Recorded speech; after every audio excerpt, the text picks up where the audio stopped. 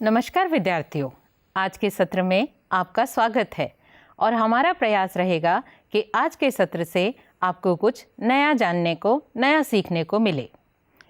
आज के सत्र में हम हृदय चक्र के दौरान होने वाले घटनाक्रम, विद्युत हृदय लेख, द्विपरिसंचरण, हृदय की सामान्य क्रियाओं का नियमन तथा परिसंचरण तंत्र की विकृतियों को जानेंगे और समझेंगे।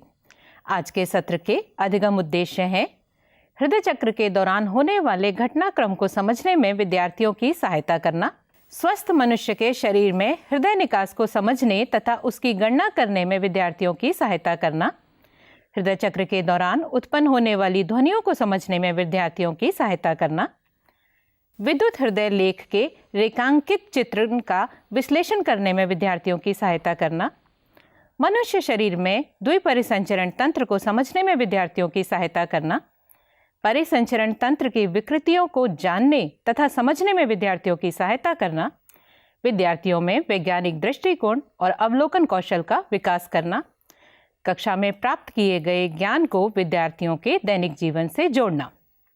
प्यारे विद्यार्थियों, हृदय चक्र को समझने के लिए पहले हम हृदय की संरचना को दोहराते हैं।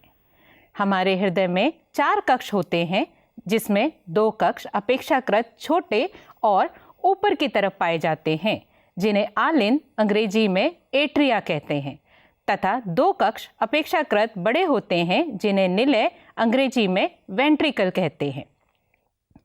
एक पतली पेशीय भित्ति, जिसे अंतर आलिंदी पट कहते हैं, दाएं और बाएं आलिंद को अलग रखती है, जबकि एक मोटी भित्ति, जिसे अंतर निलयी पट कहते हैं, जो बाएं एवं दाएं निलय को अलग करती है। अपनी अपनी ओर के आलिंद और निलय एक मोटे रेखीय ऊतक, जिसे आलिंद निलय पट द्वारा पृथक करते हैं।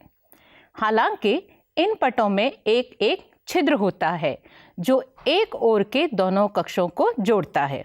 दाहिने आलिंद और दाहिने निलय के रंध्र पर 3 पेशी पल्लों या वल्लनों से युक्त एक वॉल्व पाया जाता है।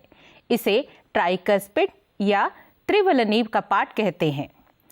बाएं आलिंद तथा बाएं निलय के रंध्र निकास पर एक द्विविलनी कपाट, अंग्रेजी में मिट्रल वॉल्व पाया जाता है। दाएं तथा बाएं निलयों से निकलने वाली क्रमश फुफ्फुसीय धमनी तथा महाधमनी का निकास द्वार अर्धचंद्र कपाटिकर, अंग्रेजी में सेमी ल्यूनर वॉल से युक्त रहता है। हृदय के कपाट रुधिर को एक दिशा में ही जाने देते हैं, अर्थात आलिंद से निलय और निलय से फुफ्फुसीय धमनी या महाधमनी। कपाट वापसी या उल्टे प्रवाह को रोकते हैं। यह हृदय पेशियों से बना है। निलयों की भित्ति आलिंदों की भित्ति से बहुत मोटी होती है। एक विशेष प्रकार की हृदय पेशी न्यास, जिसे नोडल ऊतक कहते हैं, भी हृदय में पाया जाता है।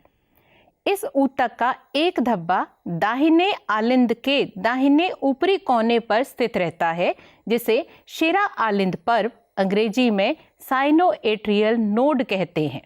इस ऊतक का दूसरा पिंड दाहिने आलिंद के नीचे के कोने पर आलिंद निलयी पट के पास में स्थित होता है, जिसे आलिंद निलय पर्व, अंग्रेजी में एट्रियोवेंट्रिकुलर नोड कहते हैं। नोडल ग्रंथिल रेशों का एक बंडल, जिसे आलिंद निलय बंडल भी कहते हैं, नोडल ऊतक बिना किसी बाह्य प्रेरणा के क्रिया विभव पैदा करने में सक्षम होते हैं। इसे स्व उत्तेजनशील, अंग्रेजी में ऑटो एक्साइटेबल कहते हैं। हालांकि 1 मिनट में उत्पन्न हुए क्रिया विभव की संख्या नोडल तंत्र के विभिन्न भागों में घट या बढ़ सकती है। शिरा आलिंद पर्व गांठ सबसे अधिक क्रिया विभव पैदा कर सकती है। यह 1 मिनट में 70 से 75 क्रिया विभव पैदा करती है तथा हृदय का लयात्मक संकुचन, अंग्रेजी में रिदमिक कॉन्ट्रैक्शन को प्रारंभ करती है और बनाए भी रखती है। इसलिए इसे गति प्रेरक, अंग्रेजी में पेसमेकर कहते हैं। इससे हमारी सामान्य हृदय स्पंदन दर 70 से 75 प्रति मिनट होती है, औसतन 72 स्पंदन प्रति मिनट। आइए अब समझते हैं कि हृदय चक्र काम कैसे करता है। प्रारंभ में हम मानते हैं कि हृदय के चारों कक्ष शिथिल अवस्था में है, अर्थात हृदय अनुशिथिलन अवस्था में है। इस समय त्रिवलन या द्विवलन कपाट खुले रहते हैं। फिर से याद कीजिए कि दाहिने आलिंद और दाहिने निलय के रंध्र पर ट्राइकस्पिड अर्थात त्रिवलनी कपाट वॉल पाया जाता है। बाएं आलिंद तथा बाएं निलय के रंध्र निवास पर एक द्विवलनी कपाट अंग्रेजी में मिट्रल वॉल पाया जाता है, जिससे रक्त फुफ्फुस शिरा तथा महाशिरा से क्रमश बाएं तथा दाएं आलिंद में आता है। फिर से सोचिए, फुफ्फुस शिरा रक्त को कहाँ से लाती है? बिल्कुल सही सोच रहे हैं। फुफ्फुस शिरा ऑक्सीजनित रक्त को फेफड़ों से बाएं आलिंद में लेकर आती है। और महाशिरा कहाँ से रक्त लाती है? महाशिरा शरीर के सभी भागों से रक्त को लेकर दाएं आलिंद पर पहुंचती है और उसमें डाल देती है। बाएं तथा दाएं आलिंद से होता हुआ रक्त बाएं और दाएं निलय में पहुंचता है। अर्धचंद्र कपाटिका इस अवस्था में बंद रहती है। जब शिरा आलिंद पर्व क्रिया विभव पैदा करता है तो दोनों आलिंदों को प्रेरित कर आलिंद प्रंकुचन अंग्रेजी में एट्रियल सिस्टोल पैदा करती है। इस क्रिया से रक्त का प्रवाह निलय में लगभग 30% बढ़ जाता है। इसका मतलब है कि रक्त की बहुत बड़ी मात्रा अपने आप ही त्रिवलनी व द्विवलनी कपाट के खुलने से आलिंदों में बहकर निलय में चली जाती है। निलय में क्रिया विभव का संचालन आलिंद निलय पर्व तथा आलिंद निलय बंडल द्वारा होता है, जहां से हिज के बंडल इसे निलयी पेशीन्यास अंग्रेजी में वेंट्रिकुलर मस्कुलेचर तक पहुंचाता है। इसके कारण निलयी पेशियों में संकुचन होता है, अर्थात निलय प्रंकुचन इस समय आलिंद विश्राम अवस्था में चले जाते हैं। इसे आलिंद अनुशिथिलन कहते हैं, जो आलिंद प्रंकुचन के साथ साथ होता है। निलयी प्रंकुचन से निलयी दाब बढ़ जाता है, जिससे द्विवलनी कपाट बंद हो जाते हैं। अतः रक्त विपरीत दिशा में अर्थात आलिंद में नहीं जाता। जैसे ही निलयी दाब बढ़ता है, अर्धचंद्र कपाटिका जो फुफ्फुसीय धमनी दाईं ओर तथा महाधमनी बाईं ओर पर स्थित होते हैं, खुलने के लिए मजबूर हो जाते हैं, जिससे रक्त इन धमनियों से होता हुआ परिसंचरण मार्ग में चला जाता है। निलय अब शिथिल हो जाते हैं तथा इसे निलयी अनुशिथिलन कहते हैं। इस तरह निलय का दाब कम हो जाता है, जिससे अर्धचंद्र कपाटिका बंद हो जाते हैं और रक्त का विपरीत प्रवाह निलय में नहीं हो पाता। निलयी दाब और कम होता है, अतः आलिंद में रक्त का दाब अधिक होने के कारण त्रिवलनी कपाट तथा द्विवलनी कपाट खुल जाते हैं। इस तरह शिराओं से आए हुए रक्त का प्रवाह आलिंद से पुनः निलय में शुरू हो जाता है।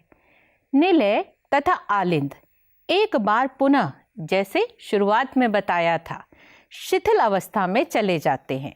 शिरा आलिंद पर कोटरा आलिंद गांठ पुनः क्रिया विभव पैदा करती हैं तथा फिर से वर्णन अनुसार सारी क्रिया को दोहराती हैं, जिससे यह प्रक्रिया लगातार चलती रहती है।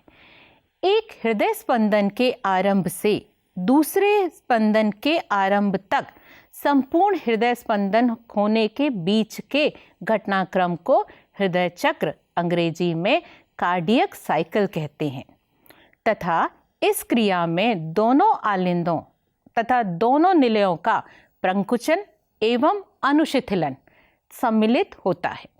जैसा कि इस सत्र में आपको पहले बताया गया है कि हृदय स्पंदन 1 मिनट में 72 बार होता है, अर्थात 1 मिनट में कई बार हृदय चक्र होता है। विद्यार्थियों, ध्यान दीजिए, यह एक औसतन हृदय स्पंदन गति है, लेकिन ऐसा नहीं है कि हमेशा हृदय मिनट में 72 स्पंदन करता है। यदि कोई खिलाड़ी दौड़ रहा है या व्यायाम कर रहा है तो उस समय शरीर को ऑक्सीजन की अधिक आवश्यकता पड़ती है, ताकि शरीर को ऊर्जा प्राप्त हो सके। ऐसे समय में हृदय अधिक तेजी से धड़कता है और शरीर की आवश्यकता को पूरी करने के लिए अधिक स्पंदन करता है। परंतु स्वस्थ मनुष्य में औसतन हृदय स्पंदन की गति 72 प्रति मिनट ही होती है। इस तरह से यदि हम एक हृदय चक्र का समय निकालें तो वह 0.8 सेकंड आता है। प्रत्येक हृदय चक्र में निलय 70 मिलीमीटर रक्त पंप करता है और इसे प्रवाह आयतन कहते हैं। आइए अब समझें हृदय निकास क्या होता है, इसकी गणना किस प्रकार की जाती है। एक स्वस्थ मनुष्य का प्रवाह आयतन होता है 70 मिलीमीटर तथा उसकी औसतन हृदय गति होती है 72 स्पंदन प्रति मिनट। हृदय निकास को निकालने के लिए हमें प्रवाह आयतन की मात्रा को हृदय की गति से गुणा करना पड़ता है। प्रवाह आयतन को हृदय की गति से गुणा करने पर हृदय निकास निकलता है। इसलिए हृदय निकास प्रत्येक निलय द्वारा रक्त की मात्रा को प्रति मिनट बाहर निकालने की क्षमता है, जो एक स्वस्थ मनुष्य में औसतन 5000 मिलीलीटर या 5 लीटर होती है।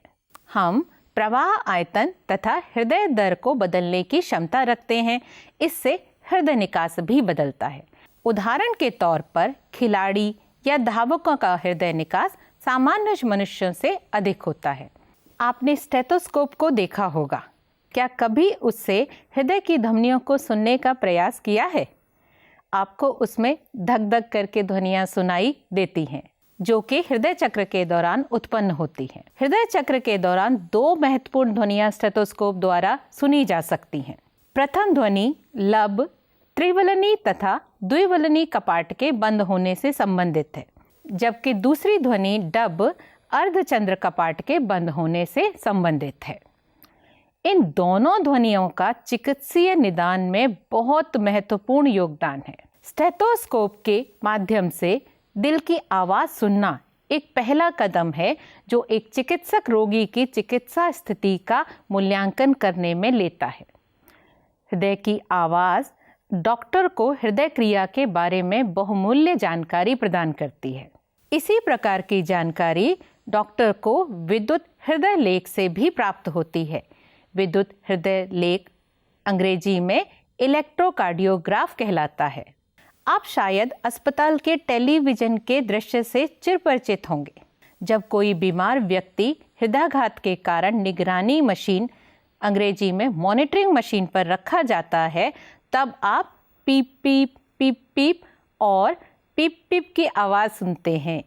इस तरह की मशीन इलेक्ट्रोकार्डियोग्राफ का उपयोग विद्युत हृदय लेख, अंग्रेजी में इलेक्ट्रोकार्डियोग्राम या ईसीजी प्राप्त करने के लिए किया जाता है।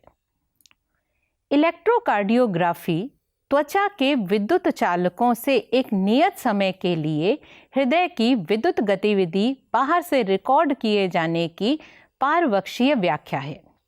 यह एक विद्युत लेखी उपकरण द्वारा उत्पन्न अप्रसारक रिकॉर्डिंग है। ईसीजी हृदय के हृदय चक्र की विद्युत क्रियाकलापों का आरेखीय प्रस्तुतिकरण है। प्रत्येक हृदय की धड़कन के दौरान एक स्वस्थ हृदय में विध्रुवण की एक क्रमिक प्रगति होती है, जो कि साइनोएट्रियल नोड में पेसमेकर कोशिकाओं से शुरू होती है और पूरे एट्रियम में फैल जाती है और एट्रियोवेंट्रिकुलर नोड के नीचे से उसके और पुरकिंजे फाइबर के बंडल में फैलती है, नीचे की ओर फैलती है। विध्रुवण का यह क्रमबद्ध पैटर्न विशेषता ईसीजी ट्रेसिंग को जन्म देता है। प्रशिक्षित चिकित्सक के लिए ईसीजी हृदय की संरचना और इसकी चालन प्रणाली के बारे में बड़ी मात्रा में जानकारी देता है। अन्य बातों के अलावा हृदय की धड़कन की दर और लय को मापने के लिए एक ईसीजी का उपयोग किया जाता है। हृदय कक्षों का आकार और स्थिति हृदय की मांसपेशियों की कोशिकाओं या चालन प्रणाली को किसी भी क्षति की उपस्थिति, हृदय की दवाओं के प्रभाव और कार्य प्रत्यारोपित पेसमेकर की जांच करने में ईसीजी का उपयोग किया जा सकता है। बीमार व्यक्ति के मानक ईसीजी से प्राप्त करने के लिए मशीन से रोगी को 3 विद्युत लीड से 2 कलाइयों तथा बाईं ओर की एड़ी जोड़कर लगातार निगरानी करके प्राप्त कर सकते हैं। हृदय क्रियाओं के विस्तृत मूल्यांकन के लिए कई तारों, अंग्रेजी में लीड्स, को सीने से जोड़ा जाता है। आज के सत्र में हम केवल मानक ईसीजी पर चर्चा करेंगे। ईसीजी के प्रत्येक चरमोत्कर्ष को P से T तक दर्शाया गया है, जो हृदय की विशेष विद्युत क्रियाओं को प्रदर्शित करता है। P तरंग को आलिंद के उद्दीपन अर्थात विद्रुवण के रूप में प्रस्तुत किया गया है, जिससे दोनों आलिंदों का संकुचन होता है। QRS सम्मिश्र निलय के अध्रुवण को प्रस्तुत करता है, जो निलय के संकुचन को शुरू करता है।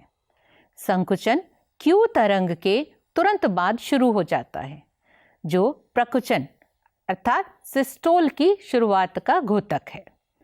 T तरंग निलय का उत्तेजना से सामान्य अवस्था में वापस आने की स्थिति को प्रदर्शित करता है।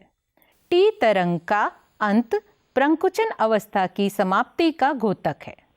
स्पष्टतया एक निश्चित समय में QRS सम्मिश्र की संख्या गिनने पर एक मनुष्य के हृदय स्पंदन की दर भी निकाली जा सकती है। यद्यपि तरह तरह के व्यक्तियों की ईसीजी संरचना एवं आकृति सामान्य होती है, इस आकृति में कोई परिवर्तन किसी संभावित असामान्यता अथवा बीमारी को इंगित करता है। अतः इसकी चिकित्सीय महत्ता बहुत ज़्यादा है। ईसीजी करने का समग्र लक्ष्य हृदय के विद्युत कार्य के बारे में जानकारी प्राप्त करना है। इस जानकारी के विविध चिकित्सा उपयोग हैं और हृदय की संरचना का ज्ञान और शारीरिक परीक्षा के संकेतों की व्याख्या के साथ संयुक्त होने की आवश्यकता होती है।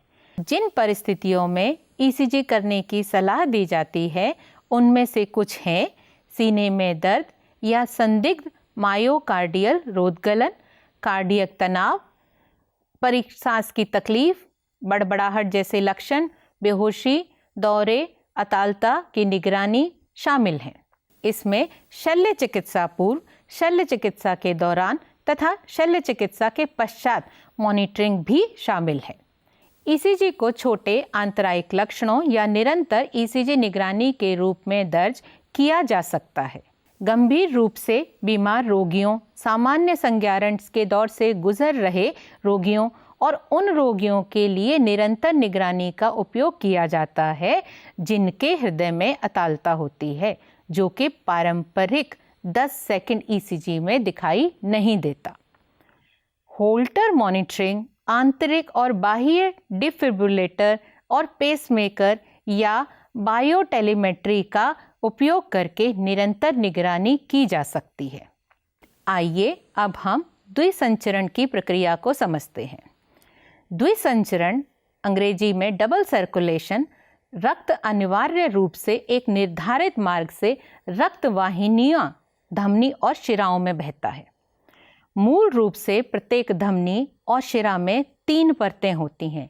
अंदर की परत शल्की अंतराक्षित ऊतक, अंतःस्तर कंचुक, चिकनी पेशियों एवं लचीले रेशे से युक्त मध्य कंचुक एवं कोलेजन रेशे से युक्त रेशेदार संयोजी ऊतक, बाह्य कंचुक। शिराओं में मध्य कंचुक अपेक्षाकृत पतला होता है। जैसा कि पहले बताया जा चुका है, दाहिने निलय द्वारा पंप किया गया रक्त फुफ्फुसीय ध्वनियों में जाता है, जबकि बाएं निलय से रक्त महाधमनी में जाता है। ऑक्सीजन रहित रक्त फेफड़ों से ऑक्सीजन युक्त होकर फुफ्फुस शिराओं से होता हुआ बाएं आलिंद में आता है। यह संचारण पथ फुफ्फुस संचरण कहलाता है। ऑक्सीजनित रक्त महाधमनी से होता हुआ धमनी, धमनिकाओं तथा केशिकाओं, अंग्रेजी में कैपिलरी से होता हुआ ऊतकों तक जाता है और वहां से ऑक्सीजन रहित होकर शिरा, शिराओं तथा महाशिरा से होता हुआ दाहिने आलिंद में आता है। यह एक क्रमबद्ध परिसंचरण है। यह क्रमबद्ध परिसंचरण पोषक पदार्थ, ऑक्सीजन और अन्य जरूरी पदार्थों को ऊतकों तक पहुंचाता है तथा वहां से कार्बन डाइऑक्साइड और अन्य हानिकारक पदार्थों को बाहर निकालने के लिए ऊतकों से दूर ले जाता है। एक अनूठी संवहनी संबद्धता आहार नाल तथा यकृत के बीच उपस्थित होती है, जिसे यकृत निवाहिका परिसंचरण तंत्र, अंग्रेजी में हेपेटिक पोर्टल सिस्टम कहते हैं। यकृत निवाहिका शिरा रक्त को इसके पहले कि वह क्रमबद्ध परिसंचरण में पहुंचे आंत्र से यकृत तक पहुंचाती है। हमारे शरीर में एक विशेष हृदय परिसंचरण तंत्र, अंग्रेजी में कोरोनरी सिस्टम पाया जाता है, जो रक्त को सिर्फ हृदय पेशी न्यास तक ले जाता है और वापस ले आता है। विद्यार्थियों, हृदय की सामान्य क्रियाओं का नियमन अंतरिम होता है, अर्थात विशेष पेशी ऊतक नोडल ऊतक द्वारा स्वनियमित होते हैं। इसलिए हृदय को पेशीजनक, अंग्रेजी में मायोजेनिक कहते हैं। मेडुला ऑब्लिगाटा के विशेष तंत्रिका केंद्र स्वायत्त तंत्रिका के द्वारा हृदय की क्रियाओं को संयमित करता है। अनुकंपीय तंत्रिकाओं से प्राप्त तंत्रीय संकेत हृदय स्पंदन को बढ़ा देते हैं। दूसरी तरफ परानुकंपी तंत्रिका संकेत, जो स्वचालित तंत्रिका केंद्र का हिस्सा हैं, हृदय स्पंदन एवं क्रिया विभव की संवहन गति को कम करते हैं, अतः यह हृदय निकास को कम कर देते हैं। एड्रिनल मेडुला का हार्मोन हृदय निकास को बढ़ा देता है। विद्यार्थियों, आपने कभी सोचा है कि क्या होगा यदि परिसंचरण तंत्र में विकृतियां आ जाएं? आइए अब हम इस सत्र में परिसंचरण तंत्र की कुछ विकृतियों के बारे में जानते और समझते हैं। परिसंचरण तंत्र की पहली विकृति जिस पर हम चर्चा करेंगे वह है उच्च रक्तदाब अर्थात अतितनाव। अतितनाव रक्तदाब की वह अवस्था है जिसमें रक्तचाप सामान्य 120/80 से अधिक होता है। इस मापदंड में 120 मिलीमीटर Hg में मरकरी दबाव को प्रकुंचन या पंपिंग दाब और 80 मिलीमीटर Hg को अनुशिथिलन या विराम काल सहज रक्तदाब कहते हैं। यदि किसी का रक्तदाब बार बार मापने पर भी 140/90 या इससे अधिक हो तो वह अतितनाव को प्रदर्शित करता है। उच्च रक्तदाब हृदय की बीमारियों को जन्म देता है तथा अन्य महत्वपूर्ण अंगों जैसे मस्तिष्क या वृक्क जैसे अंगों को प्रभावित करता है। दूसरी परिसंचरण तंत्र की विकृति जिस पर हम चर्चा करेंगे वह है हृदय धमनी रोग, अंग्रेजी में कार्डियक एथेरोस्क्लेरोसिस, जिसमें हृदय पेशी को रक्त की आपूर्ति करने वाली वाहिनियां प्रभावित होती हैं। यह बीमारी धमनियों के अंदर कैल्शियम, वसा तथा अन्य रेशी ऊतकों के जमा होने से होती है, जिससे धमनी की अवकाशिका संकरी हो जाती है। तीसरी परिसंचरण तंत्र की विकृति है हृदय शूल, अंग्रेजी में एंजाइना। इसको एंजाइना पेक्टोरिस भी कहते हैं। हृदय पेशी में जब पर्याप्त ऑक्सीजन नहीं पहुंचती तब सीने में दर्द, वक्ष पीड़ा होती है, जो एंजाइना हृदय शूल की पहचान है।